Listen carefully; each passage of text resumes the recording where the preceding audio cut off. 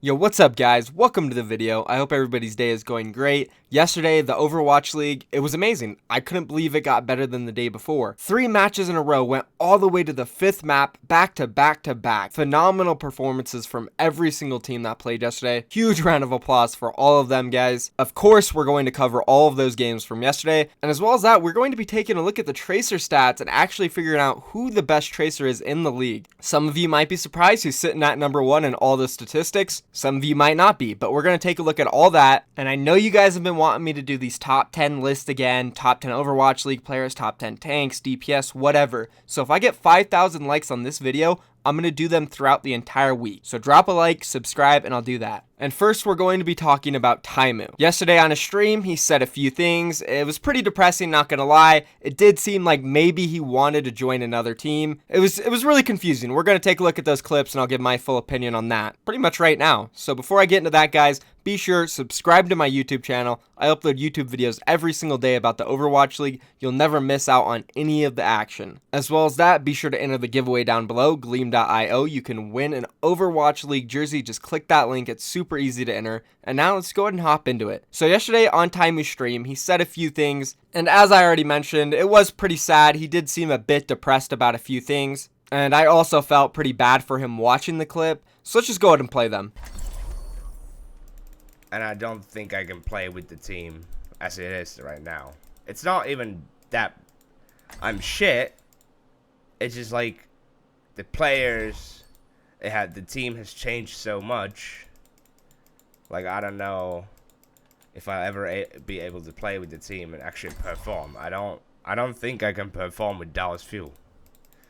Maybe I'm washed up, maybe the team's washed up. I don't. Watching this clip makes it very clear, TAIMOU seems like he's lost. And what that means is he doesn't exactly know what he wants to do. He doesn't necessarily fit into the team. I'm not saying like personality-wise or friendship-wise he doesn't fit in, but actual gameplay and team-wise, he doesn't fit in. His role, it's already covered. He plays hit scan. AKM has it covered. Rascal has it covered. And unfortunately for TAIMOU, AKM and Rascal have both been practicing and been warmed up on DPS for the past couple months. As for TAIMOU, he was over there practicing main tank, and he's definitely fallen behind, especially considering he was already behind when they started in the Overwatch League. He was also put in the other day, didn't really have that great of a performance. The backlash was pretty bad, and I can only imagine how that made him feel. And I want to be clear here. Obviously, I made a video about him and his performance, and I wasn't all that nice. But I did try my best in that video to make it clear that I had no hatred towards TAIMOU or I was trying to come for him at all. The point I was trying to get across in that video is that it was KINGmykL's fault, and he shouldn't put Dallas Fuel or TAIMOU in that position because it was unfair to him. He clearly needs more time to ease back into the team as a DPS player, especially now after hearing him talk like this. It even reassures me more that KINGmykL did not make the right decision putting TAIMOU in on Ilios. Now back to the subject at hand, which is TAIMOU and what he said in this clip. And yeah, he does seem lost. He doesn't know exactly what he wants to do. He feels like there isn't a role for him on the team. And to be fair, it's kind of true. There really isn't. And I can't see him being effective for this team as a sub DPS player unless he's helping on a coach or analyst level with the other players, helping them improve. Maybe macro and strategy stuff or overall team stuff. Honestly, just anything that helps the team and isn't a playing role, which is more than likely a problem for TAIMOU because I would assume that he wants to play. He definitely seems like a person that would want to be a player in the league, not a coach, not an analyst, anything like that. So it just seems like he doesn't know what to do. Let's go ahead and play this second clip now, which kind of reassures these thoughts. I think I'm so... I'll just kill her. I'll just jump on her. I think I'm so stuck in one place at all. I got you. I love everybody in the team. I do. They're my family. They're my second family. I've never had better people around me in my life. But They come. I don't. I'm on Sam.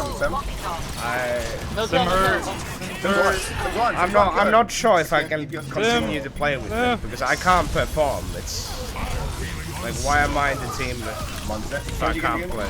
So from what TAIMOU's saying in this clip, it seems like for some reason that he doesn't know, he just can't perform with this team or this set of players. To me, it kind of just seems like a mental thing at this point. Honestly, with TAIMOU, I feel like throughout his career, he has had these mental blocks, and every time he has ran into one of them, he isn't really able to perform. So he might be in his own head right now. That seems like the most logical thing to me. Maybe he is right for some specific reason. He just doesn't mesh with this roster. It really can't be that though. There's more to it. As I've already stated, like AKM, Rascal both covering his role, and right now they've been working on it longer, so they're probably better than him at it. And that tied with him probably having a mental block. I do think given a right amount of time, TAIMOU could easily perform with this roster. Honestly, because initially when the Dallas Fuel signed AKM, I was pretty avid about saying, oh, it's kind of a weird pickup because TAIMOU covers the same role as him. And at the time, I thought TAIMOU had better aim than him. And really, it kind of is an aim position. Also, at the time, we thought TAIMOU was the emotional and in-game leader. So without him, things would probably fall apart, which now has definitely been proven false. But still, overall, I think TAIMOU at his peak, or just in general when he's playing good and feeling good,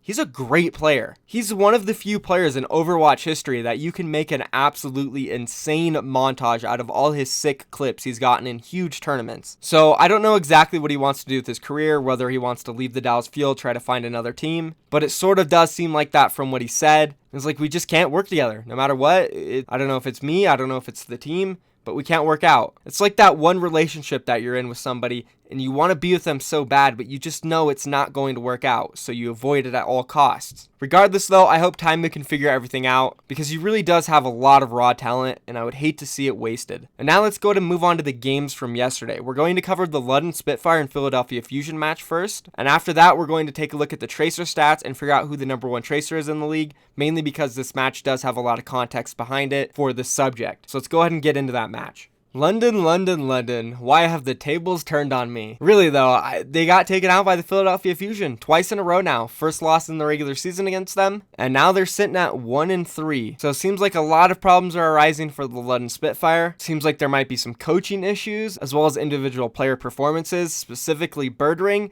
Doesn't seem like he's been himself this entire stage. Even including the Stage 2 playoffs, Birdring has not had a good performance in a very long time. It's been a lot of dying for him, a lot of getting picked off first, and just overall, he's not able to keep up with other DPSs in the league right now. I don't know if he has something outside of Overwatch going on with him, but you can really tell the level and performance for him has just shot down very far. I'm not sure exactly what he needs to do to get back in form, but he has to ASAP because subbing in Hureg, and shockingly, Hureg has played better than Birdring in the past couple matches, but still, that's just not enough. Leaving all the work for Prophet to try to carry. He's a great player, but he has been slacking a little bit too so far this stage, not nearly as bad as Birdring. He had a great match yesterday against Philadelphia Fusion, and he's had a couple other good ones this stage so far, but overall, the London Spitfire, they don't seem like the same team either, so they got to get their crap together. I knew in this set, once they went down 0-2, there was no chance in hell they were reverse sweeping this because the 5th map is Oasis.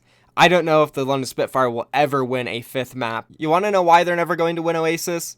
Because they haven't won it yet. They are 0-7 in the Overwatch League on Oasis. It is just by far the worst map possible for them. They're so bad at it. We know overall they're just not good at control, period. It's their worst game mode. That combined with being 0-7 on Oasis, they're doomed in map 5s. They will not win a set this stage that goes to the 5th map. They need to win in the first 4 or it's over. So when I saw that they were down 2-0, I knew it was over. It didn't matter if they won the next 2 maps. There was no chance in hell they were winning Oasis. And that's exactly what happened. They subbed Hureg in. He looked alright, you know. He played better than Birdring. Prophet was playing really good in this matchup, especially on Roadhog. But when it got to Oasis, it was all she wrote. And as for the Philadelphia Fusion side, they look good. EQO was back. It was nice to see more Genji comps for the Philadelphia Fusion. Obviously a team that is known for having insane Genji play with Shadowburn and EQO on their roster. Seemed like he didn't lose any steps in his gameplay. Snillo, absolutely on fire every time he plays. That kid is just insane. What a story. Carpe, most well-rounded, most flexible, probably the best player in the entire world right now. If I had to put my money on somebody, I'd go with Carpe. So it was a huge win for them, and this moves them up. They're probably going to be in the Stage 4 playoffs. They're probably going to be in the overall playoffs, and they're definitely a championship contender. So now that we've covered this matchup a little bit, let's go ahead and talk about the best Tracer in the game, guys. Because we actually just mentioned him, and his name is Snillo, not Carpe. Let's go ahead and jump into the Winston's Lab stats and take a look at the Tracers overall. So I got the time set on Tracer for 10,000 seconds. Go ahead and take a look at the #1 rating. We have Snillo, 37 more rating than Prophet. Now let's go ahead and look at fight win percentage. Snillo, 2nd place, hardly behind Bunny. Moving on to win rate overall, Snillo, number 1. Now let's move on to percentage of team kills. Snillo sitting at number 3, only behind Effect and Sinatra. Now let's look at percentage of team's deaths. How many times does he die compared to his teammates? He's the least dying tracer in the entire league, lower than SBB, alright? How many kills does he get then? Let's take a look at kills per minute. He has the highest kills per minute. And look how much higher he is than SBB. In comparison to how much they don't die, he gets kills. Insane amounts. Higher than Prophet. And then again, looking at the deaths per 10 minutes, he dies the least in the league. Way more than Prophet and SBB. Incredible so far. Take a look at his KD. He's got the least amount of deaths, most kills. Obviously, he has the highest KD, and it's by an insane amount. Literally almost 0.7 higher than Prophet and SBB. Just every statistic, he's basically number 1 in. He dominates. So overall, I think it's fair to say right now, Snillo is the best tracer in the league. And when you watch him play, you can come to that conclusion as well, because he's incredible. Ever since he's joined the league, he's beat the London Spitfire twice. He's come very close to beating the New York Excelsior, only 1 map off. And in all of these matches that he's played against London and New York, he completely outperformed Prophet and SBB on Tracer. It's literally fact. Go watch the games. Snillo has quite literally been having the matches of his life every single game, and there's no signs of him slowing down at all. He's been performing at an absolute elite level, and you just got to give it up for him. The kid is incredible. All right, now let's go ahead and move on to that next match, which was the New York Excelsior taking on the Houston Outlaws, and this one was surprisingly close. This is the first time that Houston Outlaws were really able to crack the armor of the New York Excelsior, and going into this match, I didn't give them much of a chance. I really thought New York Excelsior were going to roll them over. Pretty much all the way through stage 1 and up until this week, the New York Excelsior have been absolutely dominant. But as we saw earlier on this week, they're not impossible to beat. The Boston Uprising were able to do it, and now the Houston Outlaws were extremely close to doing it. It was a really fun set to watch. It wasn't exactly as close as the London Spitfire and Philadelphia Fusion matchup. That one was insanely close. That match was tied and teamfights won, 37-37. This one was a little bit more off. 46 teamfight wins for New York Excelsior and only 33 for Houston Outlaws. But that's not the point. Houston was still able to pick up 2 of the maps. They were just dominated a lot harder in the ones they lost. Starting off with New York Excelsior, SBB, he played great. The guy's an animal, specifically in map 5s. We're definitely starting to learn that every time there's a map 5 and SBB is involved, he is going to perform like a beast. Now let's talk a little bit more about the roster and how they're running it. I'm still trying to figure out why they're running Janice on the first 2 maps all of a sudden now, and then running Mano on the next 2 or 3. It's a complete different style from how they played in stage 1 and 2. They would just have Janice come in on that 3rd hybrid map, and they did okay on that 3rd map. Typically, if they did lose a map in a set, it would be that one. Overall, it's fair to say that they perform better when Mano's in there, not Janice. And it seems to be holding up true because this is the 2nd time in a row where they lost 2 CP, and Janice was in there. I don't think he played all that bad this set though. He didn't really have a good performance on 2 CP, but when we got to Blizzard World, the hybrid map, he played great. So I think if they just go back to their old routine where they run him on the hybrid map, they'll be in a better spot. Overall, they were really good at 2 CP during stage 1 and 2, so just put Mana back in there. And in this matchup, we actually saw a lot more Pine than we saw Libero, which was really interesting. I'm definitely not complaining though, because Pine is an exceptional player. His aim is incredible. Every time he's on the field, you know he's going to hit some nutty shots. Definitely one of the most exciting players in the league to watch. Libero somewhat struggled on 2 CP. He did have a good showing on Nepal. Unfortunately though, the 2 maps Libero did play, they lost. And I mentioned this in my video where I covered the Boston Uprising New York Excelsior match. He was really contained and neutralized by the Boston Uprising, and he was somewhat contained and neutralized by the Houston Outlaws today. As I already mentioned though, it was a different story for SBB. He went 70-21 plus 49. Absolutely incredible performance from him yesterday. And overall, New York looked alright. Definitely not the same New York we're used to seeing. They very well could have lost this set, but in the maps they did win, they dominated pretty hard. As for the Houston Outlaws, looking at the match stats, you wouldn't think that this was a 2-3 match. You'd think they either won 1 or got swept 0-4. Because to be honest, none of their stats looked that great. Besides Leakser hitting 60 kills, he still had 49 deaths though. I also mentioned this in their last matchup against Philadelphia Fusion. When the Houston Outlaws win, it's a team effort. It's because they played really well together, they used the map, they focused on the objective. Not really a kill fest where they're all going out and just fragging everybody like we would see from the New York Excelsior or London Spitfire. So that's one exciting thing about the Houston Outlaws, which is pretty unique. They really are centered around being a team, working together, locking those objectives down. But it's really not helping them that they have Jake and Linkser still swapping tracer duties,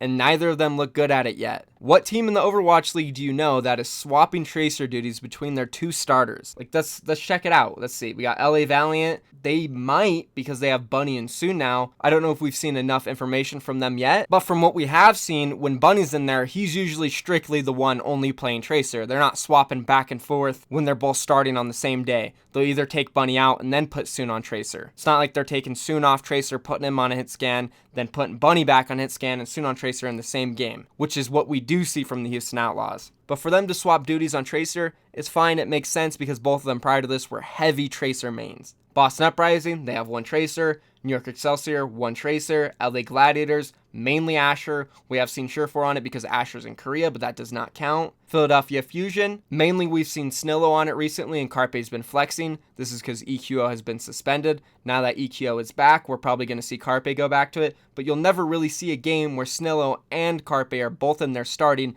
and swapping. Soul Dynasty, there's Munchkin. San Francisco Shock, there's Dante and Sinatra. We've really seen Sinatra mainly play that Tracer now, though. And again, prior to the league, for them both, they were hard Tracer mains. Dallas Fuel, they have Effect, Lund Spitfire, Prophet, Bird Ring. Obviously the same situation with Sinatra, Dante, Bunny, and Soon. Both were hard Tracer mains prior to the league. Florida Mayhem, we've actually seen Tavik and Logic swap a lot on the Tracer, which hasn't worked out for them. Tavik hasn't really shined on it too much. Then the Shanghai Dragons, not even worth mentioning. So overall, with all these teams, none of them have 2 starters that share Tracer duties who weren't Tracer mains prior to the league, besides the Florida Mayhem. But at least for them, Logix prior to the Overwatch League was a hard Tracer main, unlike Linkser or Jake. San Francisco Shock, LA Valiant, and London Spitfire are unique teams because both those players that play Tracer literally mainly only play Tracer prior to the league. So they are elite on Tracer. And when you look at Linkser and Jake, they are not elite on Tracer. So this is a really big problem for the Houston Outlaws that they need to solve. It still just blows my mind that they didn't go out and pick up a Tracer player prior to the trade deadline.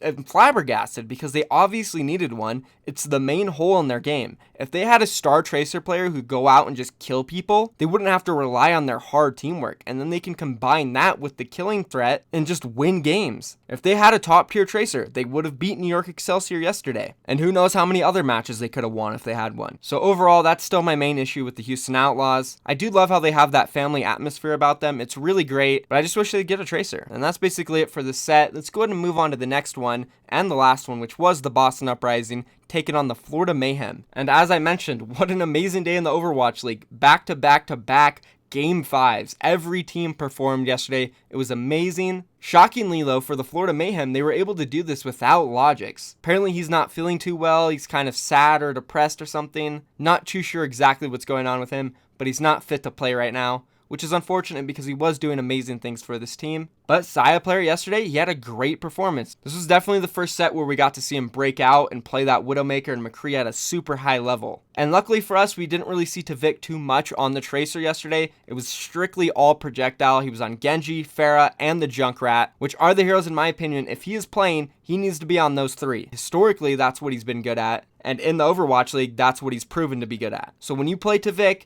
it's because you want a projectile player. Obviously, they don't have Logix right now, but if you don't want to run a projectile, don't run Tavik. Run Logix, run Saya player. And I really do think the Florida Mayhem, once they get Logix back, and they kind of mimic what the Philadelphia Fusion have been doing over the past 3 weeks without EQO, they're going to be a really good team, especially with Awesome Guy. He looked pretty good in this set, considering he was going up against the Boston Uprising, which is a team that excels at shutting down other teams' Winstons. He did a pretty damn good job at surviving, not gonna lie. Those first 2 maps in this set were extremely close. Anubis, surprisingly, both teams almost first held each other. It was so close to being a draw, but the Boston Uprising were able to take it on their last push. Moving on to Blizzard World, more of the same thing, went all the way down to the very last team fight. Boston Uprising did come up clutch, giving them that 2-0 lead. It wasn't a comfortable one though, because those 2 maps were extremely close. Went into Nepal, Florida Mayhem, they fought back. They took it 2-0. And then Junkertown. This is where I was really impressed with Saya player. His Widowmaker was absolutely fantastic on this map. He looked good overall in the set, but this map specifically, he also had a good small showing on the Tracer. Moving on to that 5th map, Oasis though, Striker proved he was just too much. He was pretty much the unkillable demon god on this map. He took out everybody. Also to note, not just good at the Tracer, he's been a really good Junkrat lately. So props to him for that, showing that he can also flex a little bit. Let's go ahead and talk about mistakes now, which is probably the biggest concern for the Boston Uprising.